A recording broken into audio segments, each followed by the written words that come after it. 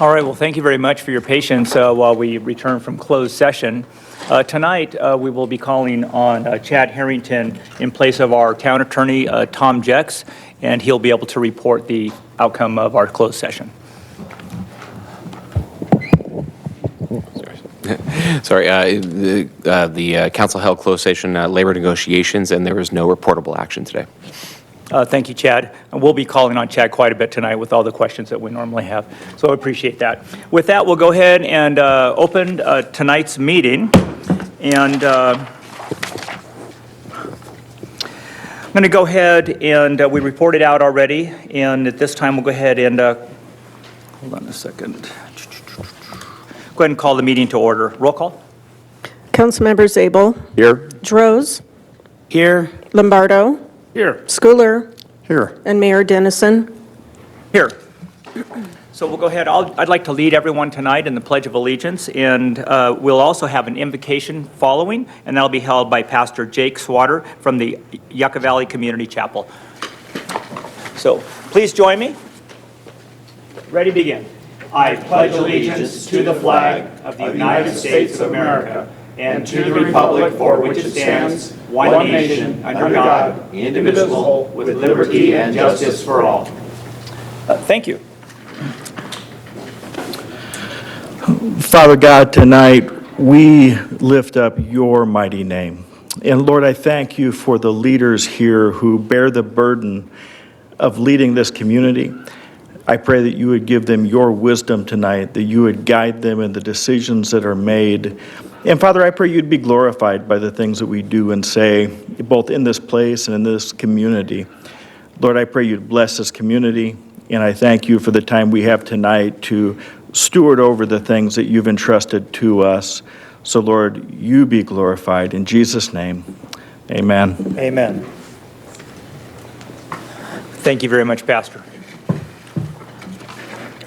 Moving on, let's see here, presentations and introductions. Tonight, we get to meet a few of our newest employees. I'd like to ask Robert to join me up front, please.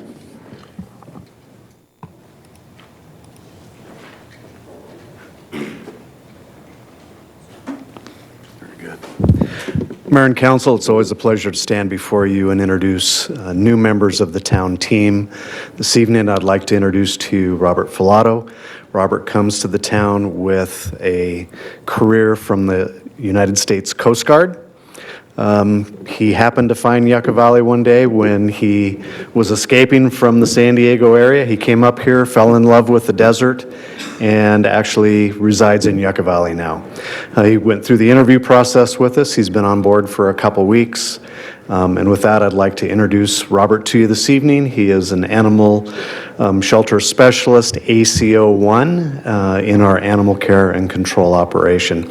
I asked him before coming up here tonight if he desired to say any words, and he said, "Please do not ask me to speak in public." So it's a pleasure to introduce Robert to you this evening, and we're very, very happy to have him on board.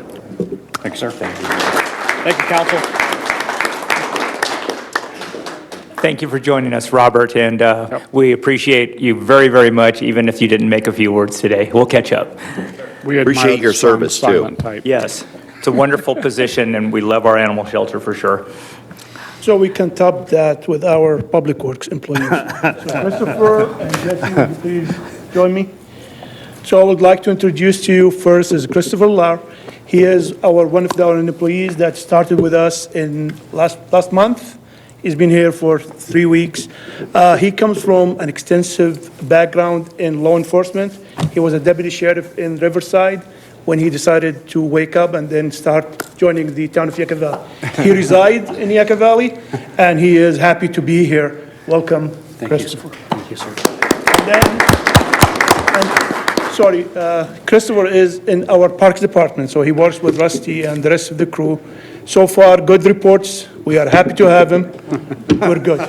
Thank you. So we have Jesse. He's a part-time in the facilities department. Jesse is a recent graduate from Yucca Valley High School. So this is an example of the students that we would like to inquire and, inspired to work for us, and hopefully that is something that is for their bright future. So that's welcome, Jesse, and thank you for being with us. Of course, thank you. Christopher, you got anything? You good? All right. Nobody want to say anything? Thank you. Oh, come on.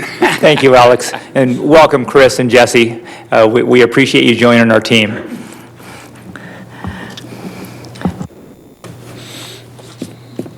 All right, with that, we're going to move on to approval agenda.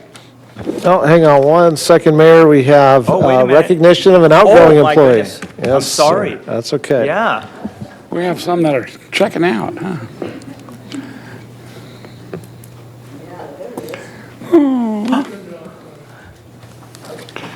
Wow. All right. What's that? A little suit there, that's good. I love this slide. Museum staff put this together. It's so adorable. So good evening, Mayor Dennison and Town Council members. This evening, I have the privilege and the sadness of bidding goodbye to one of our most longstanding and impactful department employees, Museum Program Supervisor Stephanie Ritter. She's not with us tonight, but is enjoying a well-deserved vacation in advance of her official retirement date and her big move back to Germany. But we want to take this time to recognize her many contributions to the town and our High Desert Nature Museum. Stephanie first joined the High Desert Nature Museum team in 1999 as a volunteer. Only 6 months later, she was hired as a museum aide in June of 2000, almost 23 years ago. She was promoted to a full-time museum coordinator in 2001 and served in that position for 5 years. In 2007, Stephanie's duties were expanded again, and she worked as a museum programs coordinator for the next 7 years. She worked side by side with Museum Supervisor Lynn Richardson and our council member Jim Schooler, who was department head at the time, and the museum staff to create wonderful educational programs and activities for our residents. In 2014, the town was hit hard by the recession with cutbacks across the board, including at the museum. Stephanie was asked to take the helm and was promoted to Museum Program Supervisor, a new position that blended the museum supervisor duties with her existing responsibilities. Stephanie's dedication to the museum was unwavering. She accepted and brought devotion and enthusiasm to her leadership position for nearly 9 years now. I have had the privilege of working directly with Steph for 8 years. She's been an amazing leader, and along with her staff, has worked hard to accomplish the museum's mission during her tenure. She's teamed up with Museum Registrar and Exhibits Coordinator Vanessa Cantu to create strategic plans for the museum that were focused and meaningful, resulting in impressive improvements that make the museum interesting and relevant for the local community, as well as enticing to visitors. This included exhibit gallery improvements that redesigned and refurbished space to align with the museum's focus, establishing a natural history wing, a cultural history wing, and securing high-quality exhibits for a temporary exhibit space. Stephanie also enhanced public access through increased visitation hours and addition of a museum assistant. She developed economic and strategic partnerships to assist the museum in attaining resources beyond the town. This included successful acquisition and execution of a California Humanities Grant, new programming in cooperation with Cal State San Bernardino, UC Riverside, Joshua Tree National Park, and other regional museum organizations. She also produced an impressive array of exhibits and programs during the pandemic shutdown. All of this has contributed to establishing the High Desert Nature Museum as a cultural asset that benefits our entire region. On March 25th, we had an opportunity to celebrate Stephanie's career at the Metamorphosis, a Recycled Art Exhibition opening reception. She was already on her way to vacation time to plan the next chapter of her life, and it was really heartwarming to see the members of the community and her staff, Vanessa, Celeste, and Charlie, in attendance to thank her and wish her well. So this evening, we want to extend our thanks to Stephanie for the 23 years of service and the huge impact she's made on the High Desert Nature Museum and our community. We wish her love and happiness in her retirement, certainly well-deserved. And we'll make sure she gets her flowers and her plaque. Her plaque is presented to Stephanie Ritter in recognition of her exceptional service to the town of Yucca Valley, for 23 years, with sincere appreciation for your dedication, commitment, and professionalism as a valued employee of the town of Yucca Valley. Thank you for your immeasurable contribution to the museum, the organization, and the community. 16th of May, 23. So we want to thank you, Stephanie. I'm sure she'll be able to watch this meeting later, but we'll be sure she gets her gifts, and we certainly appreciate her long, long service to the town. Thank you.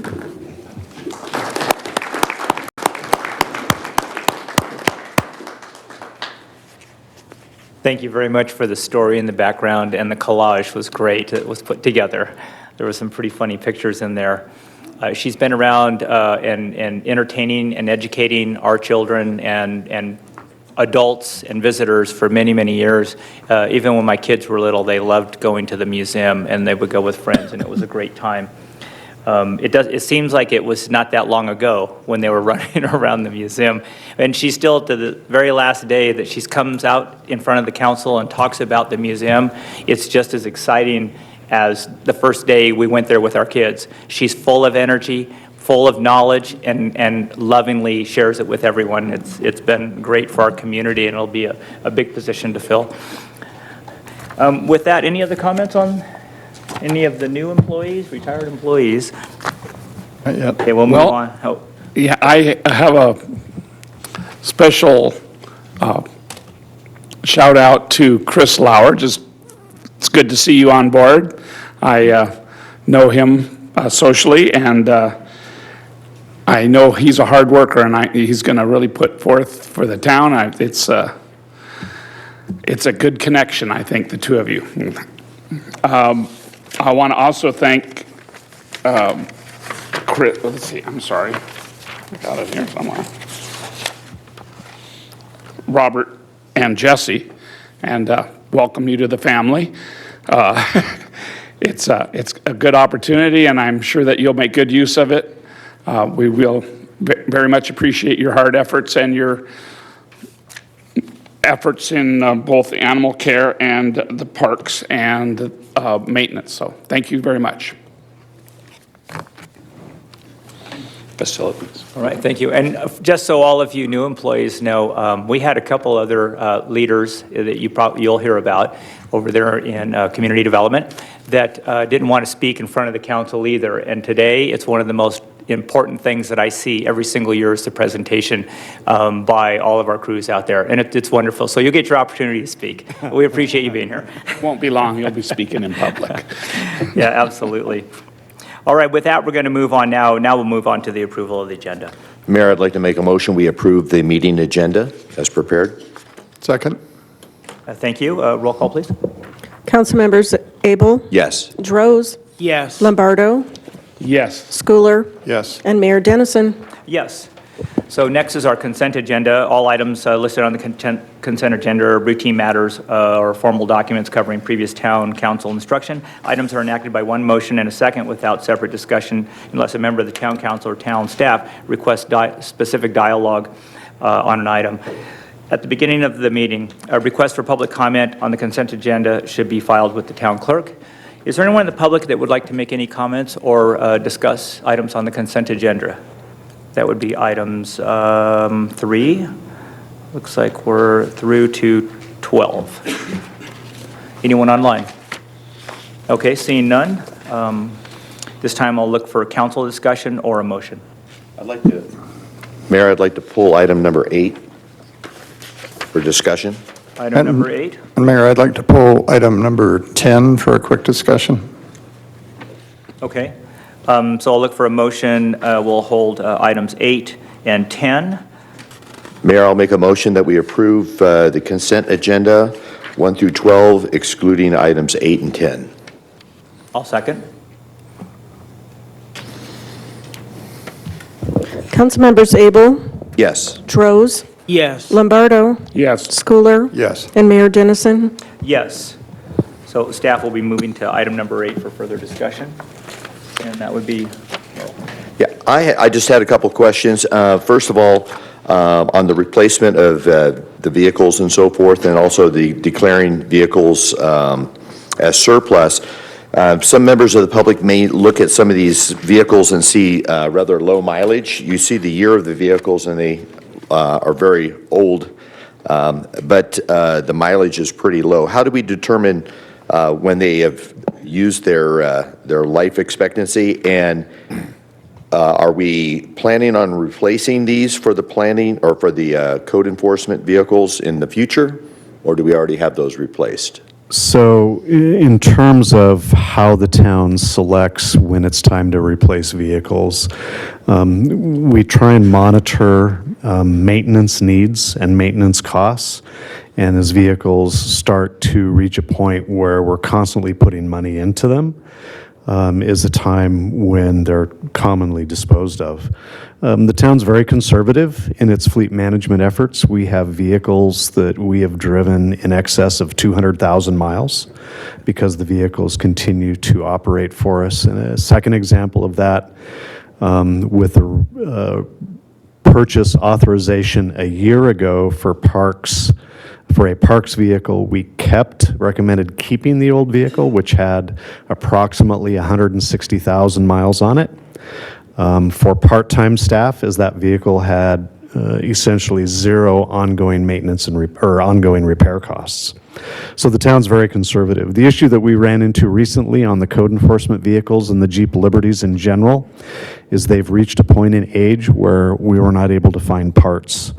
We were having some pretty significant breakdowns of those vehicles. They were not reliable, and we were not able to provide those services when those vehicles are not reliable. So as part of the recommended action this evening, the purchase is replacing the code enforcement truck.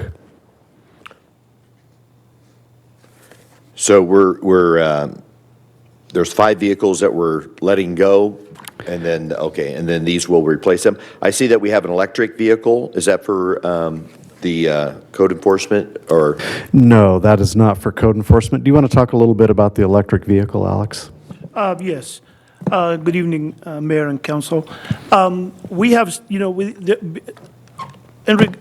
regard to the state of California and the electrification of a fleet, we have decided to start with this vehicle. It replaces one of the Jeep Liberty vehicles that is used for a run, that is staff take between town hall and the yard, picking up mail, picking up, supplies and items. So it's a runner that is so we have decided to start with this particular vehicle so we can look into the future of maybe electrifying our fleet. Okay, that's great. And then also, I'm caught you off guard, but the replacement, this does not replace lawn and garden equipment per se, but there are some mandates coming up soon where we're going to need to replace them with electrified or battery-operated vehicle machines? So the issue the town will face with its heavy equipment are the pieces of diesel equipment. So none of that is included in the recommendation that's before you this evening. The recommendation does include purchasing 2 small, I'm going to call them similar to the razors for the parks operation. They use those for hauling parts, fertilizer, tools, equipment at the different park sites in terms of their daily routine. But there are no large pieces of equipment recommended for replacement in the action that's before the council tonight. All right. Thank you very much for answering those questions. You're welcome. any other or questions from the council on item number 8? I move we approve. Okay, we'll have one more. Can we do both after review in one okay. motion? Sure. Yes. Okay. So, Number 10. Councilmember Schooler, item number 10. Excuse me, item number 10, I just wanted a little clarification and explanation. It's the interest revenue is listed for year-to-date as over $500,000, $500,456 as compared to $27,000 a year ago. And I know interest rates have gone up, but this is extremely impressive. And I just wanted to get a kind of a explanation of that, elaborate on that a little bit. Hi, Mayor and Council. Hopefully you can hear me. I can see you all. I'm happy to elaborate on the town's investment earnings. Oh, there I am. Year to date. So as you might remember, the town started an additional investment portfolio earlier in fiscal year 22-23. So majority of those results that you see reported in the third quarter are because of those additional earnings. So you are correct. Total interest yields in the town's money market account and LAIF have increased significantly in comparison to last year, which was at 0% or 0.25%. So we're averaging about a 4.5% yield on all of our interest earning accounts. And then we have roughly 10 million of the town's excess reserve funds across the general fund and special revenue funds that are dedicated to the Chandler's guided portfolio, which has roughly 60% of those funds in U.S. Treasury bonds. And so all of these very conservative investment options that are, again, yielding around 4 to 6% in these short-term investment programs.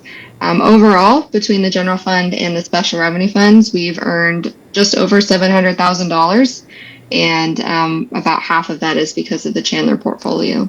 So if you have any other questions, please let me know. Well, thank you for that explanation. That's fantastic. I just think, I just want to thank staff for managing our funds that way. It was a good move to go with Chandler, and just fantastic. So thank you very much for that. Thank you. It's amazing what a difference can be made in just 1 year with properly allocated funds, and I thank the staff for bringing those ideas for us to approve. Yeah, and thank you for highlighting that, Councilmember Schooler. A very important action that the staff has taken in the past is, holding our funds very secure for the community. With that, I'll look for a motion for items 8 and 10. I'll move that we approve. And I'll second. Roll call, please. Councilmember Zabel, Yes. Droz, Yes. Lombardo, Yes. Schooler, Yes. and Mayor Dennison. Yes. With that, we're going to go ahead and move on to our first public hearing, item number 13, Annual Street and Drainage Landscape and Lighting Assessment Districts. Good evening, Mayor and Council. Again, the recommendation for tonight that the Town Council adopt the resolutions approving and confirming the assessment diagrams and confirming the assessment as set forth in the engineer's report for the landscaping and lighting maintenance districts and street and drainage maintenance districts within the existing districts for the 23-24 tax year, and authorize the levy of assessments upon real property as identified in the engineer's report. Development projects usually are approved subject to condition of approval that require the formation of landscape and light maintenance assessment districts and street and drainage maintenance districts. The assessment of an annual fee upon properties within the district provides the revenue to offset the cost of maintenance of public improvement necessary to serve these developments. In our assessment districts, we have 7 established districts. We have a tract map number 16957 that contains 34 properties, 34 residential properties. Tract map 16587 contains 55 residential properties. Tract map 17328 contains 17 residential property, and parcel map 17455 contains 5 commercial projects. So for these, we have the assessment for tract map 16957. The landscape and lighting maintenance is set at $1,565.97, and for the street and drainage maintenance of $779.29. For track 16587, the 55 residential properties, our landscape and lighting maintenance set at levy at $2,424.98 per each property. And the lighting, the street and drainage maintenance is at $1,013.64. For track 17328, the 17 residential properties, we have the landscape and lighting maintenance set as $753.34, and the street and drainage maintenance at $303.86. For the parcel map, which is contained the 5 commercial properties, there is no landscape and lighting maintenance district on that, but there is a street and a drainage maintenance, which is set at $4,194.17. With that, the recommendation for tonight is that the town council adopt the resolutions approving and confirming the assessment diagrams and confirming the assessment as set forth in the engineer's report for the landscaping and lighting maintenance district and street and drainage maintenance district within the existing district for the 2023-24 tax year, and authorize the levy of assessment on real property as identified in the staff report. That concludes staff report. We'll be more happy to answer questions following public comments. Thank you for the report on item number 13. Is there anyone in the public like to speak on this item, item number 13? Seeing none online? No one online, bring it back to council for discussion or comments? Pretty standard. It is. We do this every year. Seeing none, we'll look for a motion to move the item number 13. Mayor, if we might, we just noticed that the staff report may have some miscalculations in there, or it may not be aligned with some of the numbers in the assessment district. So I think what our preference is to ensure that we have complete transparency and clarity of the numbers in the staff report. I think we would recommend that the town council continue this public hearing until the special meeting date of May 30th. At that time, we can address it and make sure that everything is ticked and tied for both the council and the public, if that would be the pleasure of the council this evening. Well, if the numbers are So in if question, yeah. on the chart for the assessment districts, there'll be some revisions and brought back.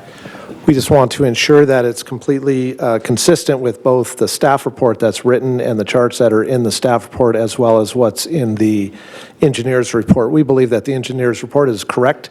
We just want to make sure that it's aligned with what we have in the staff report. So we couldn't quite follow exactly everything that was presented this evening, so we want to make sure that that's cleaned up and presented correctly.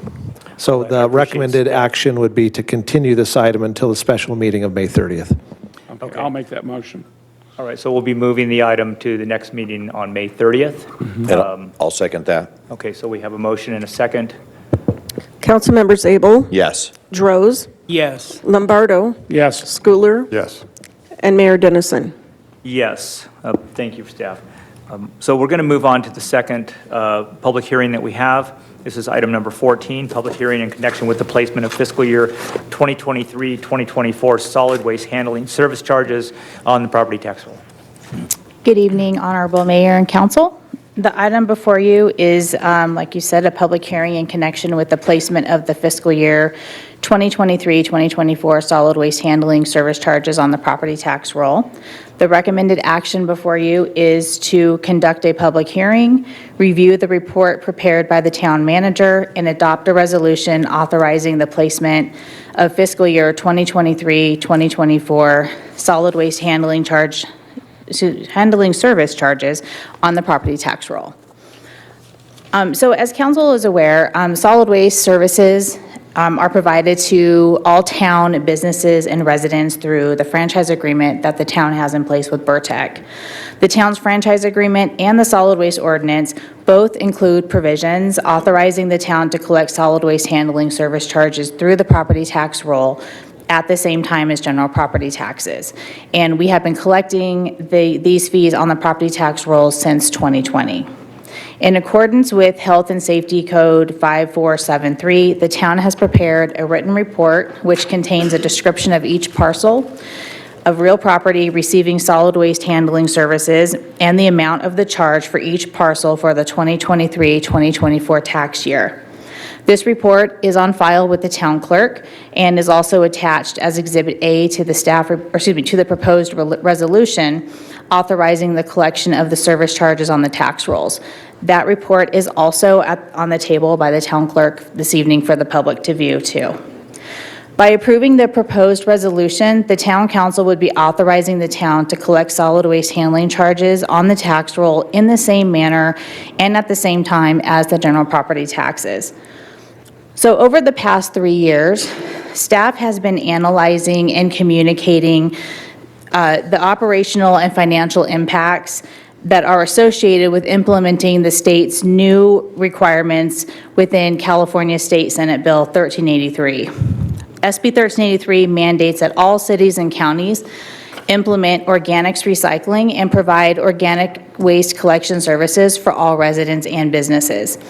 These services and regulations are imposed by the state through SB 1383 and are required to the town or of the town under the threat of corrective actions or fines.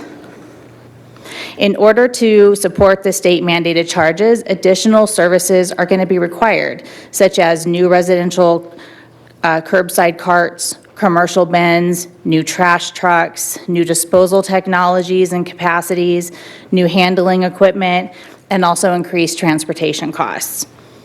So in compliance with the state mandate, the town will be implementing its organic recycling program in January of 2024. Associated costs to comply with the state regulations are expected to be phased in by the franchise hauler over the next 2 or 3 years through increased residential and commercial rates. And this will be done as the full cost of the program is fully implemented. So for the 2023-2024 tax year, Vertex tax roll billing rate for the most common 95-gallon residential service is increasing from $21.11 to $27.33 per month. This rate reflects 6 months of organics collection starting in January 2024 through June 2024. The following tax year, fiscal year 24-25, Vertec is estimating that the same service rate will increase from $27.33 to approximately $33 and will reflect the full implementation of organics collection pursuant to the state requirements. Vertec expects rates to moderate after this implementation period. This type of increase is typical across the state as implementation of SB 1383 continues in all California cities and counties. Inclusive of the rate adjustments, Vertex solid waste rates in Yucca Valley still remain lower than many of the surrounding cities. So for example, Palm Springs is at $35.60. Riverside County is at $30.71. Cathedral City is at $28.31. And I have a couple others that I didn't have in the staff report. Apple Valley is at $33.36. Barstow is at $31.02. And again, Yucca Valley is going to be at $27.33. So knowing that there would be significant rate increases due to the state's requirement that the town implement organics recycling services, staff really worked diligently with Vertec in reviewing proposed increases over the past 3 years to ensure the best value for town residents. Staff is really appreciative of Vertec's efforts to minimize rate increases over the past 3 years. And if council will recall, the rate has only gone up by $1 over the past 3 years. So speaking of Vertec, I'd also like to take this opportunity to introduce Frank, who is the Vice President of Vertec and Recycling. I'd like to have him talk to the council a little bit about the investments that Vertec has made to support the mandated changes required by SB 1383. Frank? Good evening, Honorable Mayor, members of the Town Council, town staff. My name is Frank Earlett, Vice President, Vertec Waste and Recycling Services. Yes, just to give you a little bit of an indication on the infrastructure that we needed to put in to support the town and complying with SB 1383. We put the new facility in Sunny Slope, which some of you may or may not have seen. That's an $11 million facility. Of that $11 million, about $3.5 million was for a transfer station, a 17,000 square foot transfer station. That's a direct reflection of SB 1383, where your recyclable materials and your organics will be transferred to a compost facility that we built in Edom Hill in Cathedral City, which was another $13 million investment. So we've got, we have some more investment to go from trucks and carts, but that pretty much should cover it. So it's SB 1383, as you know, is a state unfunded liability for the town, and we needed to put the infrastructure to support the town and the other communities in the high desert. Happy to answer any questions. Thank you, Frank. I'll finish up the staff report, and then we'll take questions afterwards, if you don't mind. So prior to approving the placement of the service charges on the tax roll, Health and Safety Code Section 5473 requires the town council to conduct a public hearing, which we're doing right now. Notice of this public hearing was provided in accordance with Health and Safety Code 5473.1 by publishing a notice of the hearing in the High Desert Star newspaper on April 26th and also on May 3rd, 2023. During the public hearing of the town council shall hear and consider all objections or protests, if any, to the report and the placement of the charges on the tax roll. If the town council finds a majority of the parcel owners subject to the charges have submitted protests or appeared to protest, the report shall not be adopted and the charges must be collected separately from the tax roll. The resolution placing the charges on the tax roll must be approved by a 2/3 vote of the town council. So again, the recommended action before you is to, 1, conduct a public hearing, 2, review the report prepared by the town manager, 3, adopt a resolution of authorizing the placement of fiscal year 2023-2024 solid waste handling service charges on the property tax roll. I would be happy to answer any questions following the public hearing.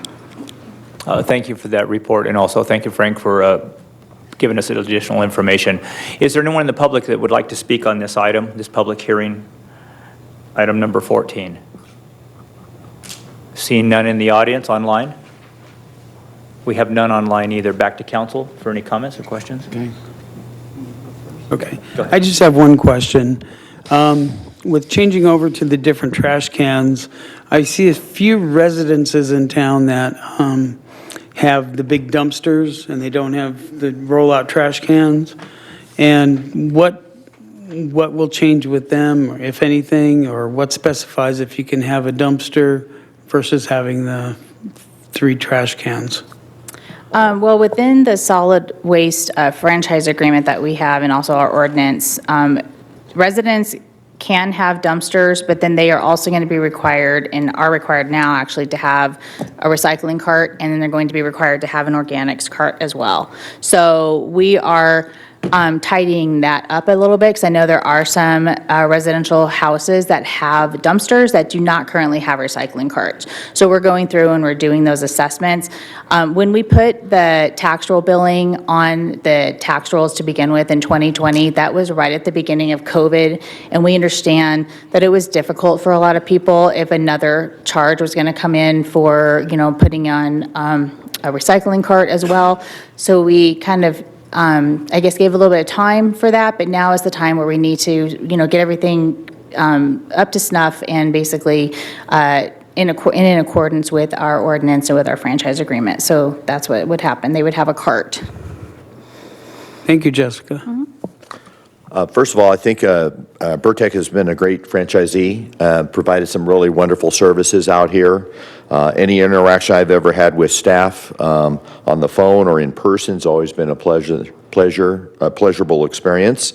It's very interesting that our trash service is lower than some other communities, because I would imagine picking up trash in Cathedral City is much easier task than picking it up in Yucca Valley with all the dirt roads and the obstacles. So it's very wonderful that Burtech has continued to keep our costs down low. It's very surprising that we have such low costs. I'm not encouraging you to raise those, but I just wanted to thank you for that. And I also think that staff's worked very hard, knowing that a lot of our residents have fixed incomes. We don't have the finances that maybe other communities have. Every dollar does count, and every penny increase does hurt.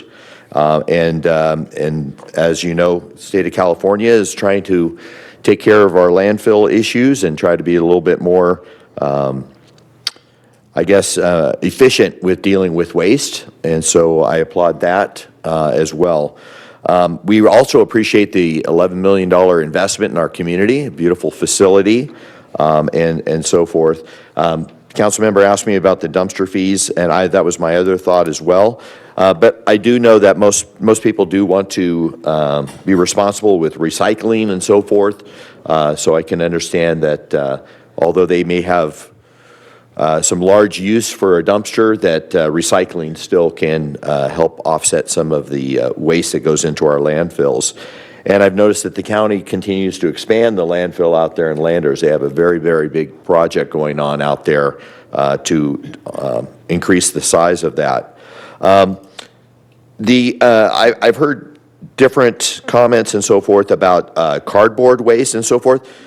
Are we still, with the recycling programs in the state of California, are they really repurposing the cardboard? Are we able to use those? Is that still beneficial for clean cardboard to go into a recycling bin? Yeah, okay.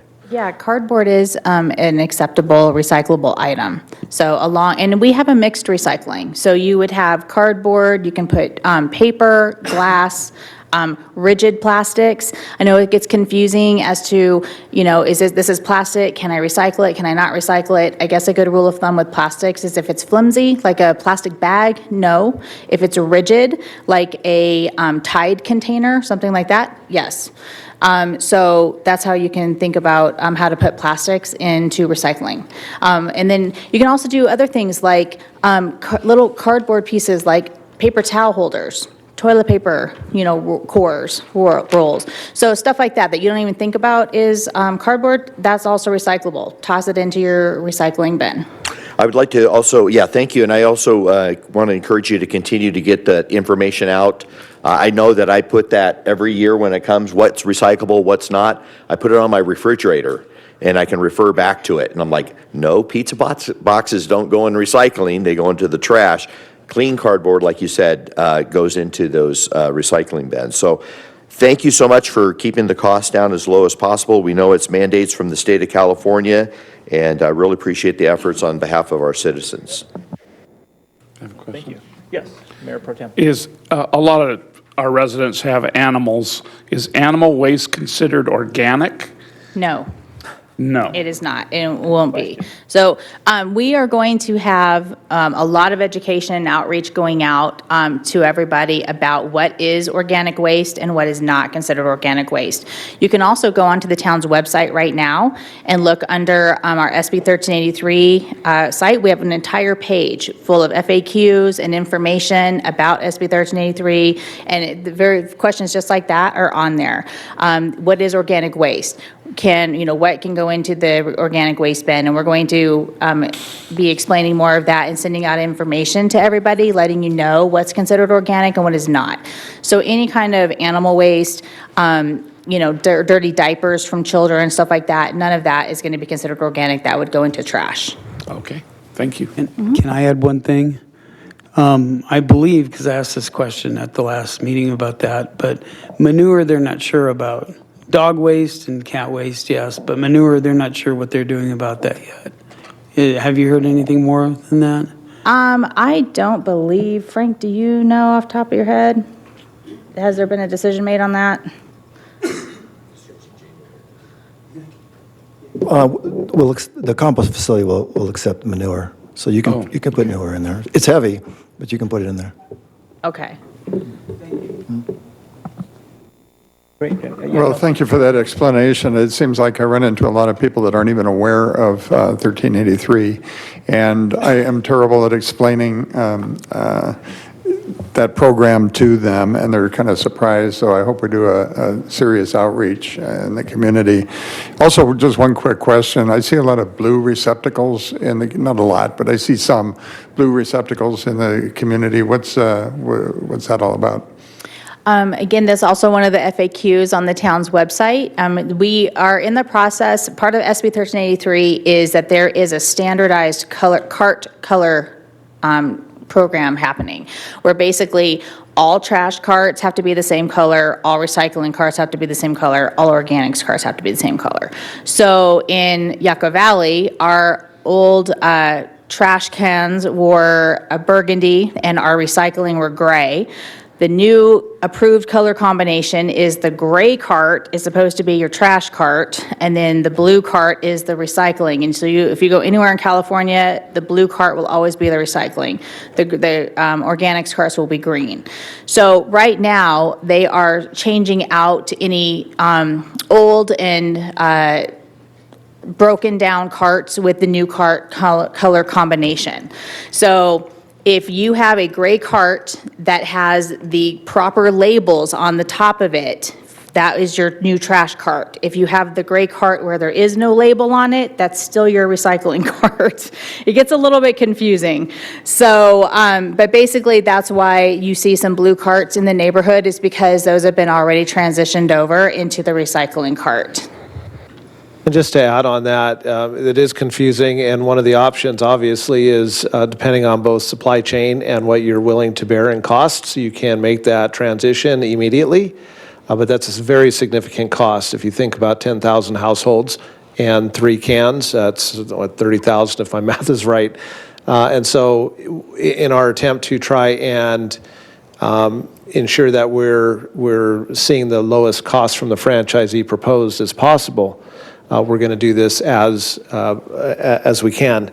But do we have a time frame estimated when we should be complete with that transition? I don't have a time frame as to when we'll be done, but the law recommends that, or says that we have to have it done by 2036. So we have some time, and they've done that. They did that on purpose for, for different cities and towns that have to replace like all of their carts like we do.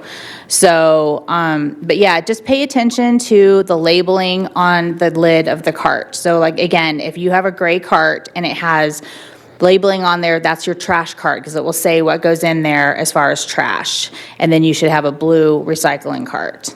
And then We'll go out on a limb here, Frank, and say that we will be done before 2036, right? Add one more thing.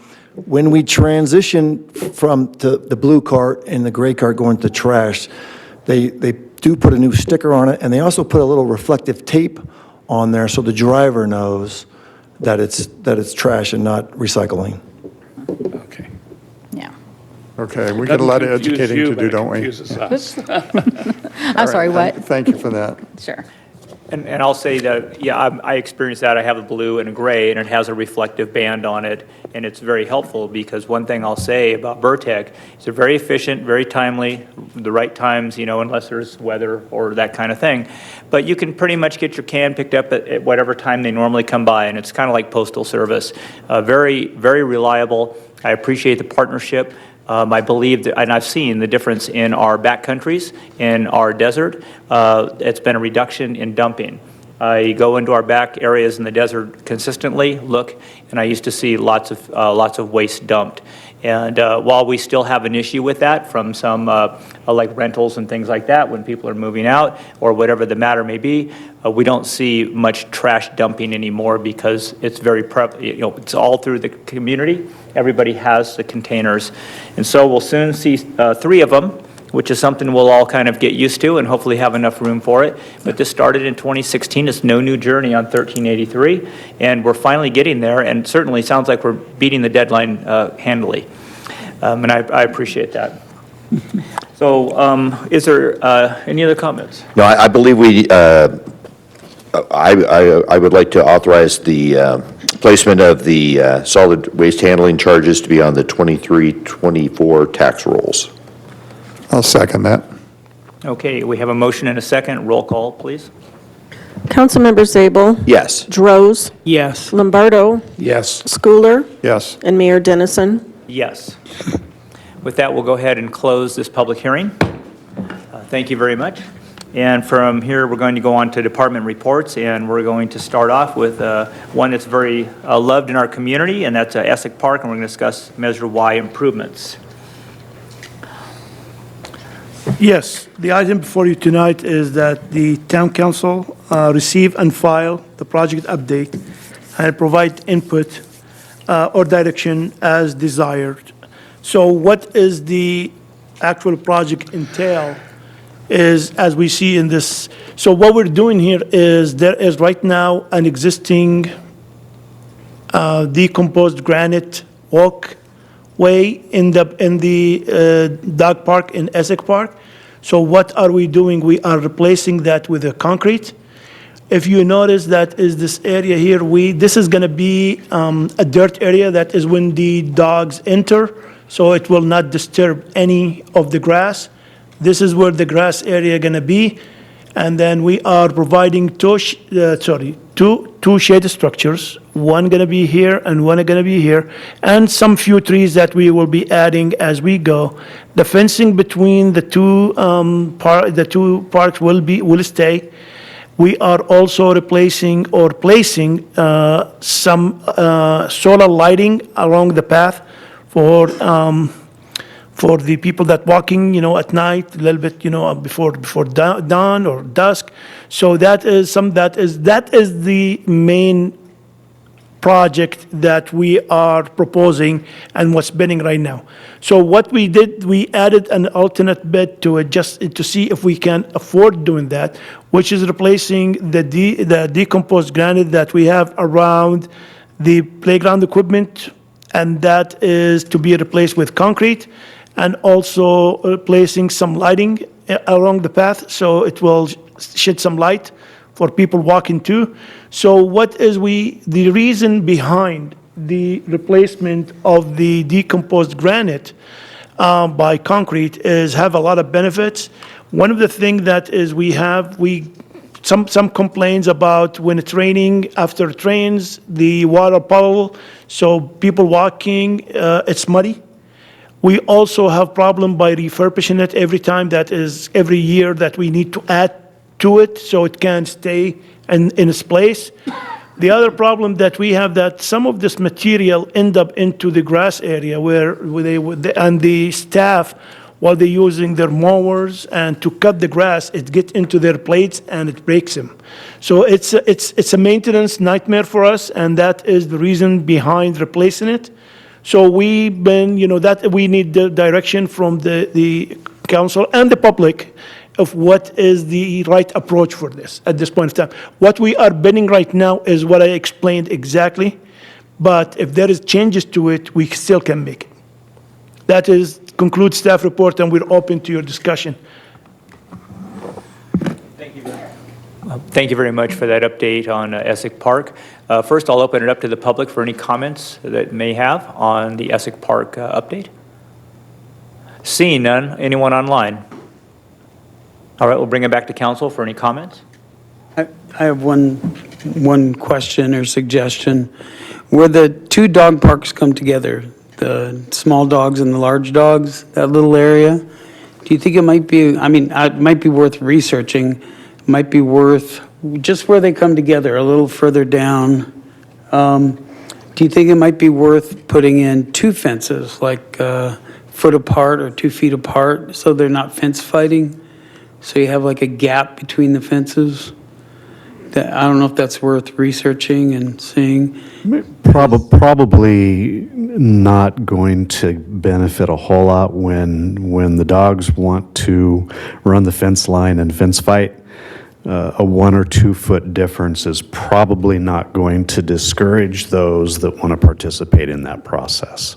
Okay. And then the other thing that occurs, the small dog park area is pretty tight. As you can see, it's narrow and long, and if we start narrowing that down much further, we're losing quite a bit of usable space. But in terms of the dogs that want to fence fight, a couple of feet's not going to make a difference for them. Okay, well, I just wondered if it might be worth just researching it and seeing if it makes a difference. So, thank you. In one of the earlier comments that we had from a member of the public, they talked about the situation of benches in a sort of a semicircle manner. Is that on there? Yes, so we are placing, this is one of the shade structure that we are going to be constructing as part of this project, and we will provide seating in that area. We also going to provide seating in this area too, just to give them some more seating, but this is the one that is shaded, and then this is the other one that is in the small dog park that we're going to have the same thing. And we will add, of course, we have some seating there, and we're going to be adding to it. Well, it's wonderful. I tell you that that park is so well used, and it's been a really, really great addition to our inventory for our residents. And to add some shading and to add some lighting that's not too intrusive to the neighborhoods, I think it's great, a great addition. Appreciate the design work. As you know, like you said, there's a lot of wearing out of when they come into it. So I'm assuming they'll change some of the irrigation and the sprinkler system so that doesn't become a muddy area per se, where that dirt's going to be. And then you were talking about maybe a few obstacles or something for the dogs in that particular area as well?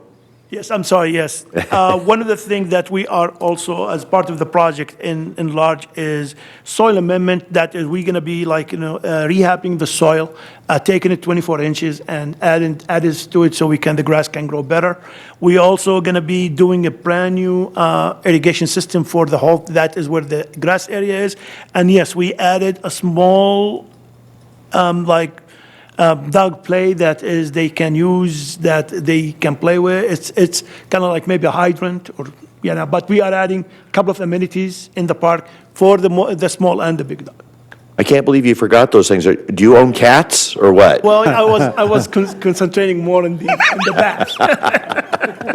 No, it's a great design. It was well thought out. Got a lot of good input.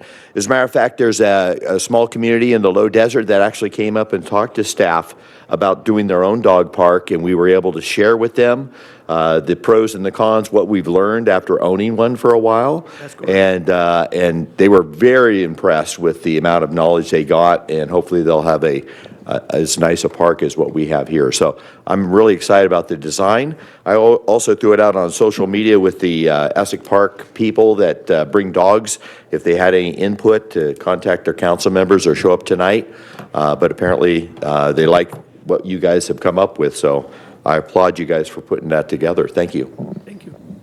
Hopefully the bid will come out good. I also like the design. I think it's well thought out. Can you expand a little bit on the lighting and what you've done to make sure it's not going to be intrusive to the neighborhood? So what we choose is a low, what they call it, a low emit light. This is solar light. That will be placed around, I believe that we have 6 that is going to be placed around at the outside perimeter of the dog park, and also about 7 for the area that is where the playground equipment is.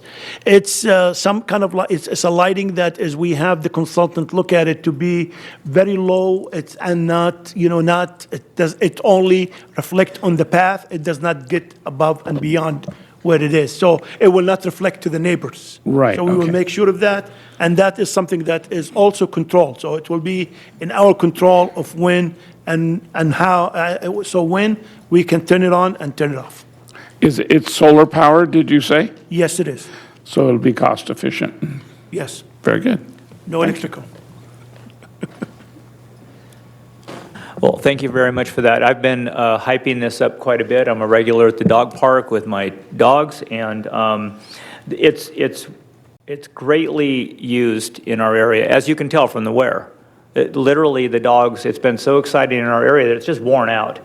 And there's a lot of things that we've identified, staff and from the public and their input. We've figured out a lot of the changes that they wanted, so the shade structures are going to be welcomed.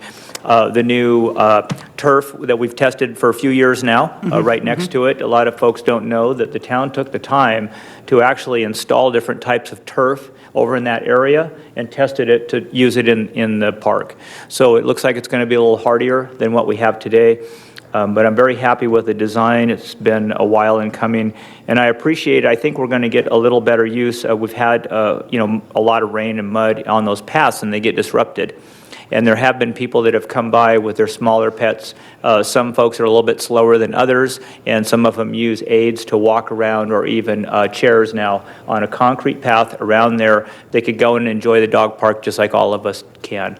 So I think that's a really good position to be in. We have identified that, as we make improvements to the park, it'll probably take a little bit more work because it's a little bit fancier than it used to be, but we're in a good spot now, and we know the public likes it. And Alex, back to you. Apparently, you're looking at a cat park soon, too? Is that according to Councilmember Abel?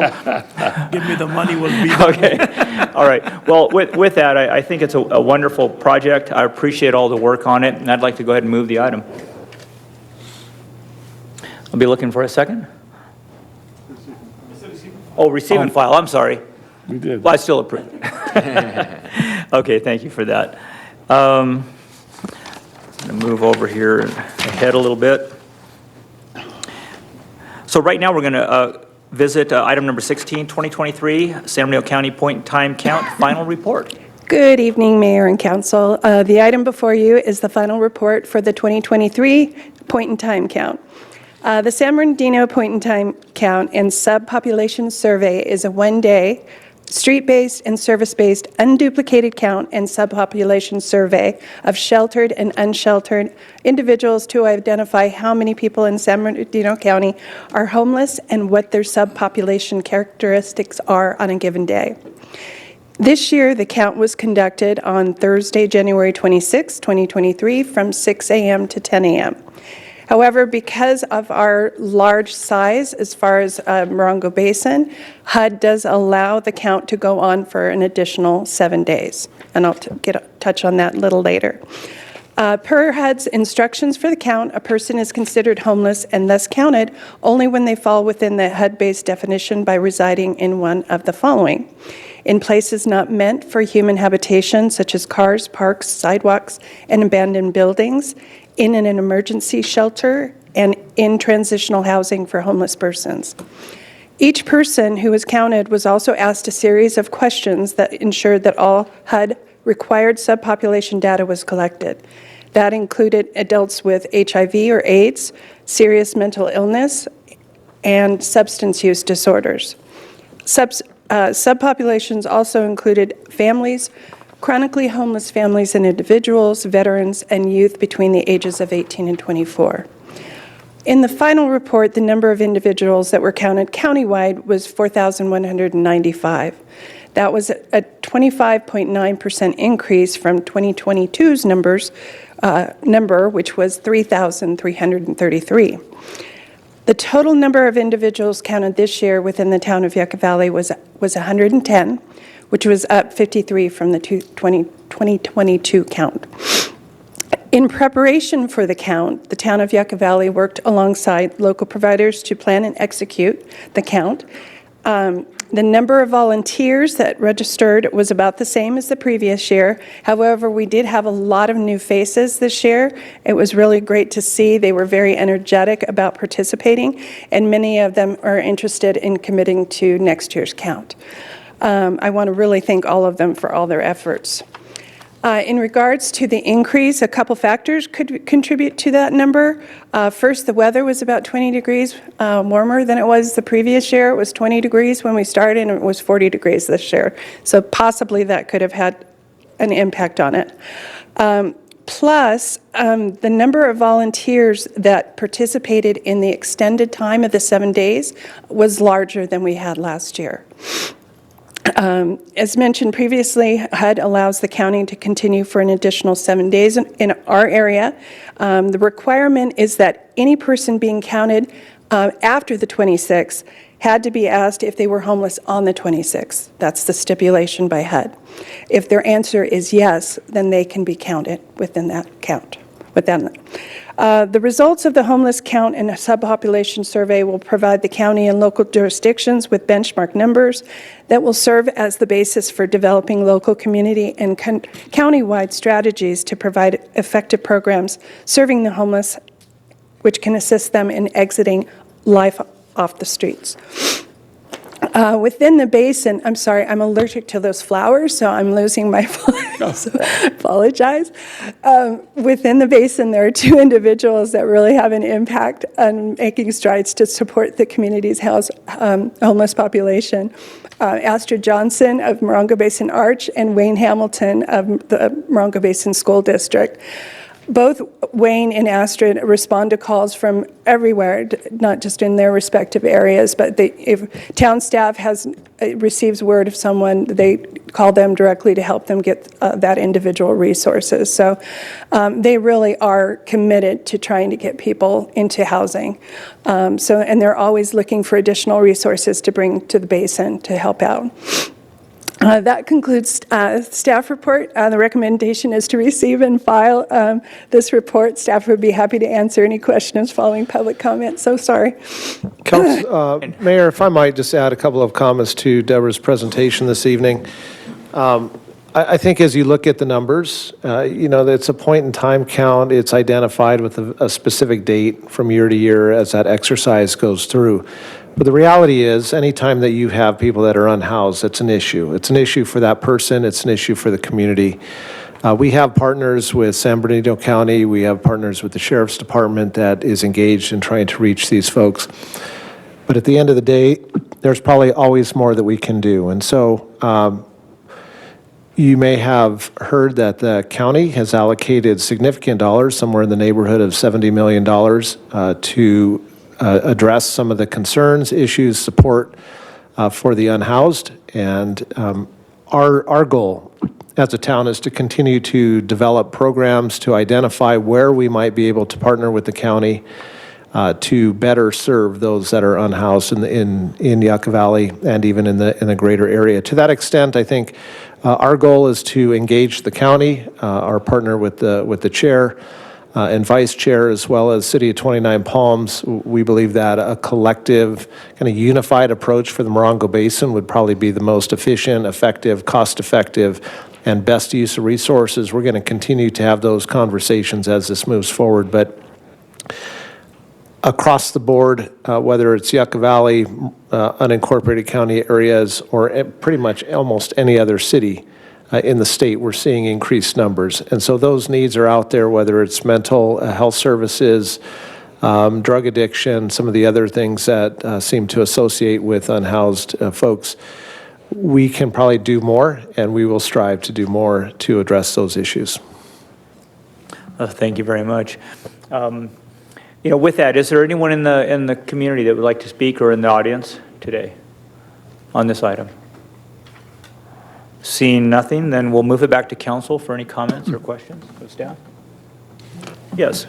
I want to thank you, Deb. You put a lot of work into this, and you were the person in charge of organizing all this, is that right? With the volunteers, yes. As a volunteer? Yeah, so they asked that each of the incorporated areas have a lead person. So I was for Yucca Valley.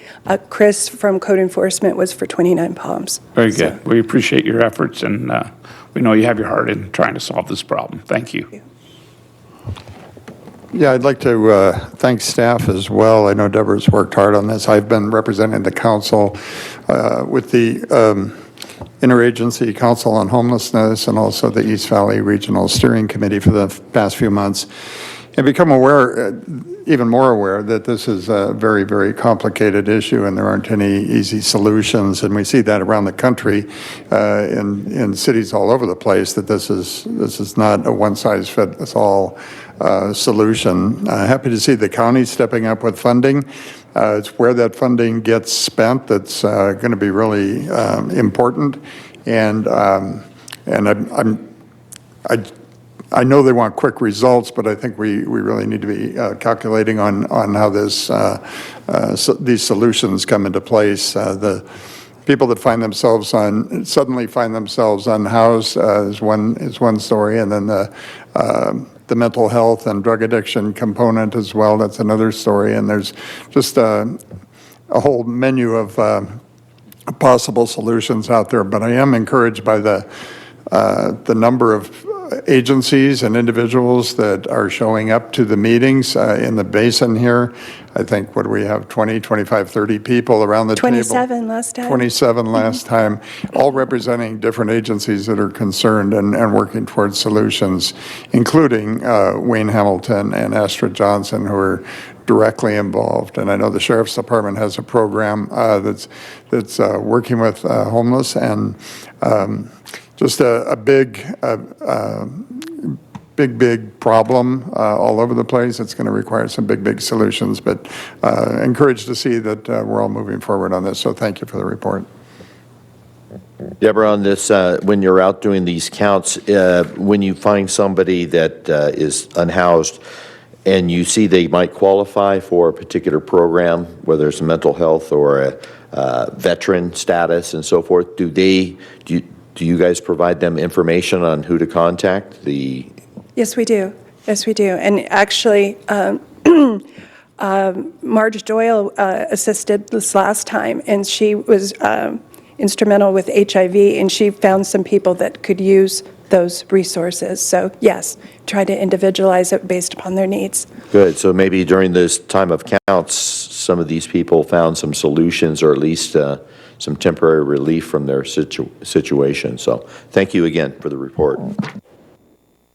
I just want to thank Deborah for her hard work. Thank you. Yes, thank you, Deborah, and the staff also for this item. We've been doing this for quite a few years in the county of San Bernardino, and we're proud to be a local community that takes it seriously. And these are the numbers that help us steer for improvements and hopefully sheltering of these that are identified during these times. Point-in-time count is a small snippet, but I do like how Deborah had brought up extending that 7 days if we can continue to find folks that need assistance in any way. And it was nice to hear Councilmember Schooler talk about the HOPE team. It's very encouraging to see the deputies that are trained in that type of resource go out and contact and get face-to-face with some of these folks that are looking for resources and help guide them in the right direction. A lot of work to do ahead, obviously, in our town with some of the numbers that we're seeing. So with that, thank you very much. We'll receive and file the item. Next is an item of a lot of discussion, of course, number 17, our Aquatic and Recreation Center project. Yes, good evening again. The item before you tonight, the recommendation before you tonight is that the town council authorizes the release of the request for pre-qualification of contractors for the Yucca Valley Aquatic and Recreation Center project. And that is usually a step that is we take into big projects, in that is we qualify contractors to apply for the bid or submit bids on that project.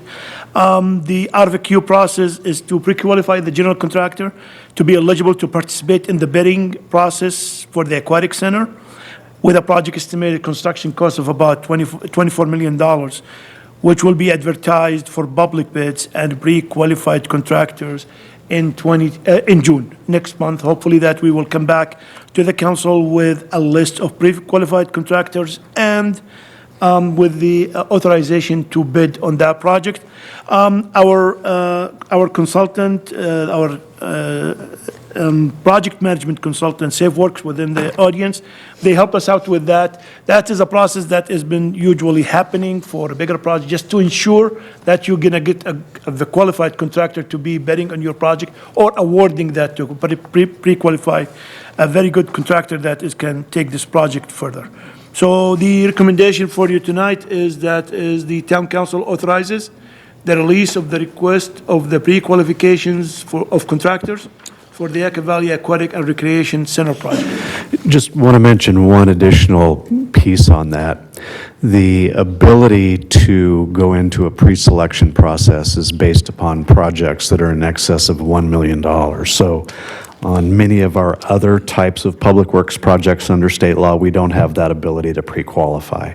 So this is a unique circumstance. This is the first time in the town's history we've used a pre-qualification process, but we're very happy to use it in the criteria. The people that are going to qualify have experience in building these types of facilities. So just wanted to mention that it is a unique circumstance that we have the ability to use this tool for this specific project. Thank you very much for that. That's very important on this matter. Anyone here in the audience want to speak on item number 17 regarding our aquatic center? Seeing none online? Nothing online. Back to the council for questions or comments?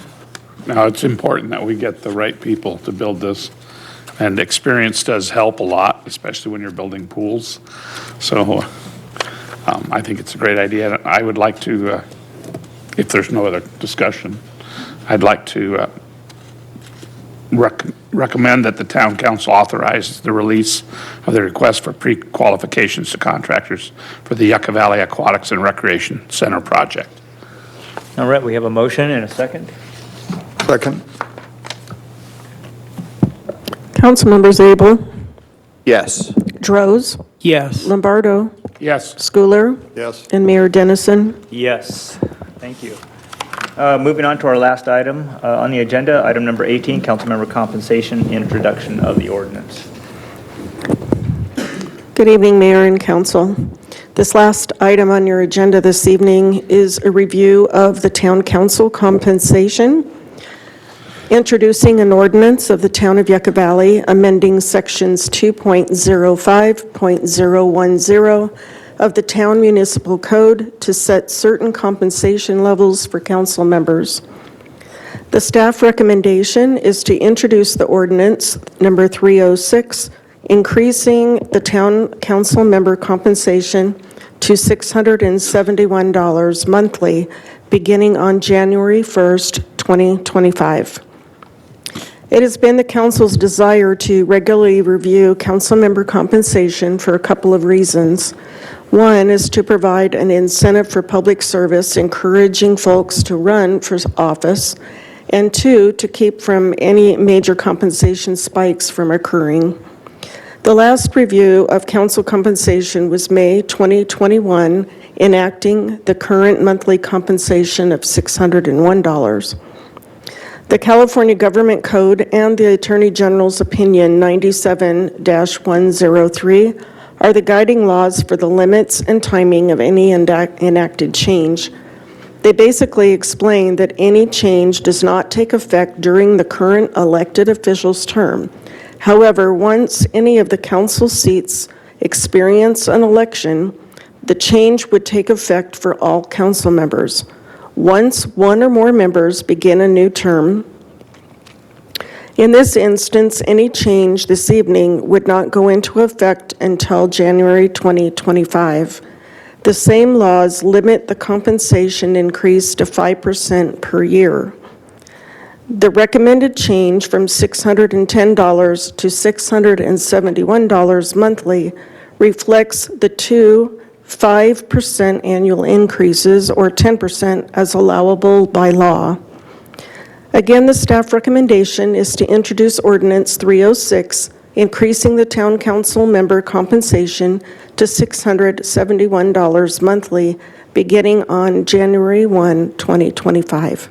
I'd be happy to answer any questions following public comment. Thank you very much. Moving out again to our audience, anyone here have any comments or questions on item number 18? Seeing none, nothing online either. I'd like to just say that, you know, for the last two elections, I got elected back in 2014 to the council, and it wasn't in regard to any type of monetary compensation, but it was really as a duty, and I really enjoy working on our community. It was kind of a payback for me. But what was kind of alarming is the lack of participation in the electoral process. I went uncontested for 2 election cycles. The last one, we had 3 seats in our district that went unchallenged. And with that, it makes me want to have more people get involved in the guiding of our community in the future. It's very important that we have a succession plan of new people coming in behind us. I'm here because I really enjoy it, but that is not going to stand the test of time. So I look forward to this, and hopefully it's enough to get more folks involved in local politics and help with the community at large. With that, I'd like to go ahead and make the motion, and either comments or, yeah. I have one question. The commissioners, the ones that get compensation, do we review that regularly? Or I know that changed recently, a couple years ago, where they began getting compensation? Oh, the compensation, no, yeah. Some of the commissioners. Yeah, that ordinance has not been reviewed. If that's the desire of the council, we can definitely do that over time. We would do that and bring that back as a separate update item for you. Okay, thank you. Sure. I'll second the mayor's motion. Okay, we have a motion and a second. Councilmembers Abel, Yes. Droz, Yes. Lombardo, Yes. Schooler, Yes. and Mayor Dennison. Yes. Thank you. So at this time, looking for any future agenda items? We had one recent, just briefed for maybe the future from Councilmember Droz. Yeah, just checking into the commissioner's compensation. Any other council members with future agenda items? Can I get an update on what's going on with the airport and how they used the money that the town budgeted towards their ongoing operation for maintenance? Be happy to reach out to them, provide you a written update in your boxes. Okay, thank you. All right, so with that, we're going to bring it out back to the public. This is for public comments. The town council takes the time to consider your comments on items of concern which are not on the agenda. When you're called to speak, please state your name and community of residence. Please limit your comments to 3 minutes or less. Inappropriate behavior which disrupts, disturbs, or otherwise impedes the orderly conduct of the meeting will result in forfeiture of your public comment privileges. The town council is prohibited by law of taking action or discussion of items not on the printed agenda. Is there anyone here this evening for public comment? Seeing none? Anyone online? Seeing none? Okay, we'll move on to staff reports and comments, please. You have anything for us this evening, Captain? Nothing this evening, thank All you. right, thank you. Sue, nothing? Deborah, Alex? Yes. Of course I have something. So I would like to give an update to the town council on one of the priorities that they identified projects-wise, and want to give them an update on the street name signs replacement project. Back in November 15 of 2022, the town council have adopted a resolution amending the budget, the 22-23 gas tax special revenue fund budget, appropriating about 200 grand from Fund 515 gas tax to street maintenance operation and authorize staff to go for formal bidding for purchasing the sign material, which is the actual sign and the post and whatever goes with it. So with that being said, we were supposed to come back to the council back in January with result for these bids. But unfortunately, because of the events that is the town have encountered with the storms, the street crew were very busy with cleaning up and have not completed the inventory of the signs that missing or need to be replaced. I would like to report to you today that has been completed, and we have established a list about 1,400 signs, Robert? 1,400 signs to be ordered. We have prepared the document for the construction, for the bidding. It is due back to us in June 15 of 2023. So we'll be coming, we'll be actually starting the project. You guys, the council have authorized us to do this. So just to give you an update. And another update that I would love to give you that is, and if you notice that there is a few missing signs on the highway on 62 due to the wind. So we have inventory of all the signs that have been missing. We will be ordering these signs. These signs usually take some time to get in because of the background and because of the size. Each sign is a different size than the other. Unlike the street name signs, they're all about the same size. So hopefully we will get that at the same time that we're getting our street name signs, and we will give that to Caltrans so they can put them back in place. So usually we buy them and they replace them on the signal lights. Just, that will conclude my report. Thank you very much for that. You know, we knew we had a lot of storms. The project was delayed. We have a lot of residents that have spoken of that recently, and I think it's going to be a great thing in town to help folks navigate our community. So appreciate all the work, absolutely.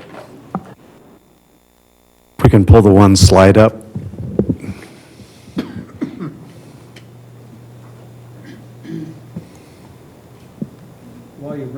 While you're bringing that up, let me jump quickly to Jessica. She had just a couple updates I think that the council will enjoy hearing. Yeah, do you have my slides? I have a couple of programs and events that I wanted to share with the council that the town is doing now and is planning. First of all, what we're calling the Hula Ho program. It is the Yucca Valley Beautification Program. This is an example of the post that went out on all of the town's social media platforms, basically letting everybody know that town residents were eligible to receive one free hula ho per household in order to help incentivize them to help keep their yards looking beautiful. We want to keep Yucca Valley beautiful. This year's weed season is horrible, so we provided the hula ho. No operator, unfortunately, but at least a hula ho. And I can say that since we launched this program, which I think was just Monday of this week, we've given out last week, we've given out 160 hula hos already.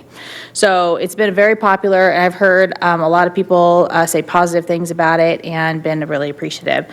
So if you need a hula ho, come on by Town Hall and fill out a voucher. The next thing, while we're talking about beautification of everyone's yards and their houses, we are planning a community cleanup event on Saturday, June 24th. And it will be held at Burtek's new transfer station. So it's a new location, and this is not the flyer for that. It's for my next item, but give me one moment and I'll get there. But the community cleanup event, like I said, will be on Saturday, June 24th, and information will be going out as far as timing and the exact address of the location, but it will be at Burtek's new transfer station. So we're looking forward to that. And then finally, the Emergency Preparedness Fair. The Help Yourself, Help Your Neighbor Preparedness Fair is happening this Saturday, May 20th, from 9 to 1 in the Walmart parking lot. It's a free event. I'll be hosting the town's booth there, so stop by and see me. And Terry, she'll be helping me as well. But you can learn a lot of emergency preparedness ideas and plans, and what you should do for your go bags and what you should have at home and your family plans and all that type of stuff. It's all free, and it's a really fun event. The San Bernardino County Fire and Sheriff and all the agencies are going to be there. So I recommend everybody showing up if you can. And that's all I have. Thank you very much. Any other staff items? One additional staff comment here this evening. Yucca Valley Animal Shelter. We have been running a number of special adoption events at the shelter this spring and going into this summer. Right now, for the months of April and May, Petapalooza adoption event. Dog adoptions are at $40, and cat adoptions are at $20. So we encourage folks to come up to the shelter, help find new forever homes for your pets. Tied into this, Doug Smith, the Animal Care and Control Manager, and I are looking at some statistics. And it's really interesting right now looking at pre-COVID event activity at the shelter and post-COVID activity at the shelter.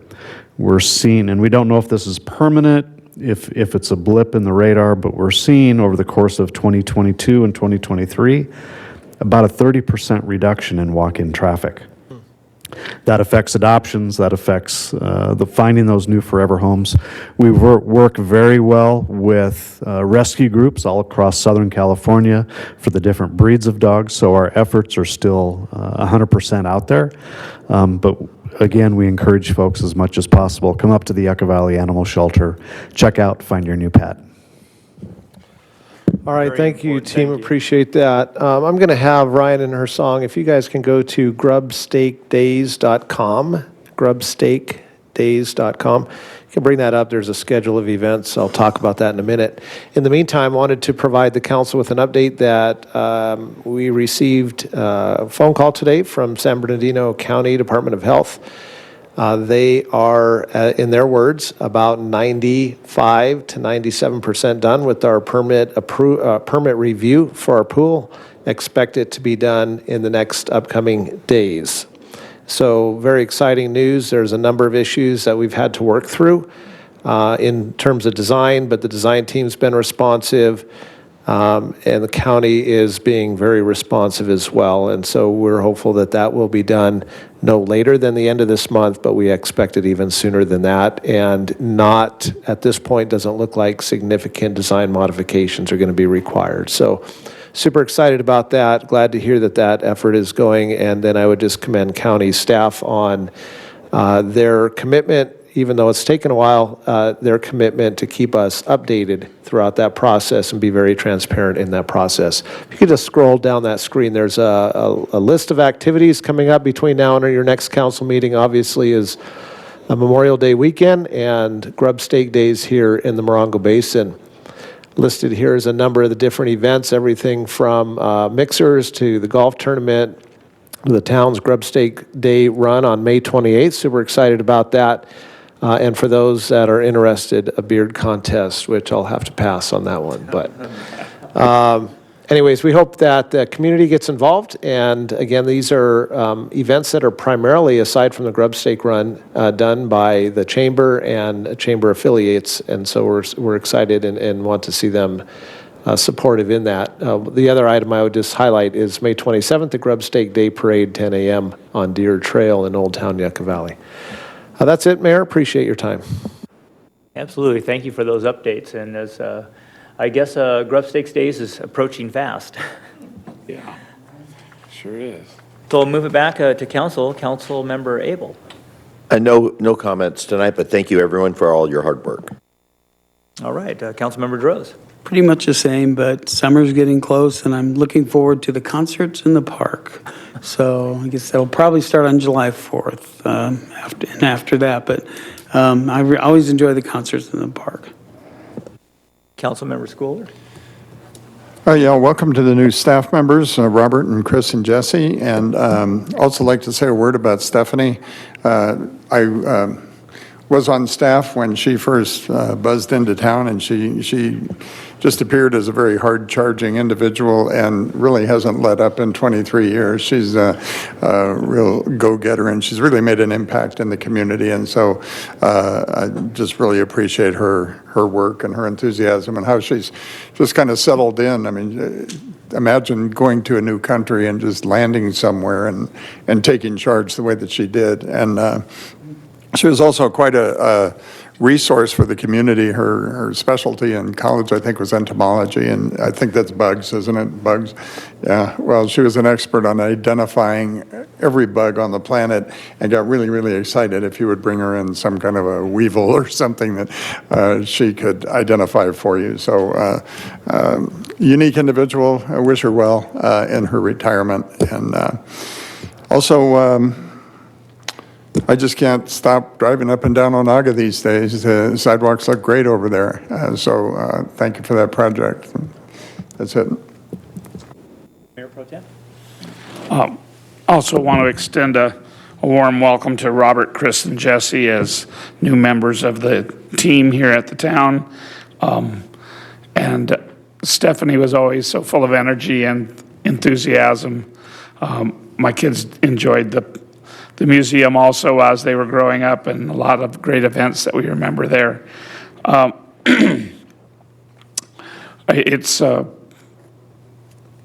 Also want to say that the staff has done an outstanding job in presenting the various reports that we went through today. It's nice to see that the finances are so well explained and controlled, and it's really nice to see interest income coming in from money that was put into the right investments at the right time. And I think that that's also responsible for helping to fund at 100% or very close to 100% the retirement plans in the future. And I think that's a great thing. A lot of towns are not that fortunate. And I think we owe it to a great staff and management that is helping to move it in the right direction. And I really am very proud of everybody for doing their job to make this town so successful. I think we're in good position, and it's nice to see the addition of new ideas for parks, and the dog park in Essex is going to be a wonderful addition, modifications and addition. And it's a thrilling place to be, and thank you very much for all the effort. I know I've already talked about, excuse me, Stephanie, but when Councilmember Schooler talked about bugs, that was where my kids were most fascinated, when they'd go in there and they had a wonderful bug display and you could turn on fluorescent lights and watch them glow and all kinds of stuff. They learned to hate bugs, but be very curious. So it was still with them today because of the things that she did. Welcome new employees. I really appreciate that. You know, it's a succession, you know, a community, and I'm glad to see that folks are here, someone that can grab the torch and run with it. We really set the bar high, and I think it's going to go higher now, meeting you today. With that, and Chad, I think we've saved up our questions, so next time you arrive, just be prepared. And other than that, I appreciate everyone joining us tonight for the meeting. With that, meeting's adjourned. Oh.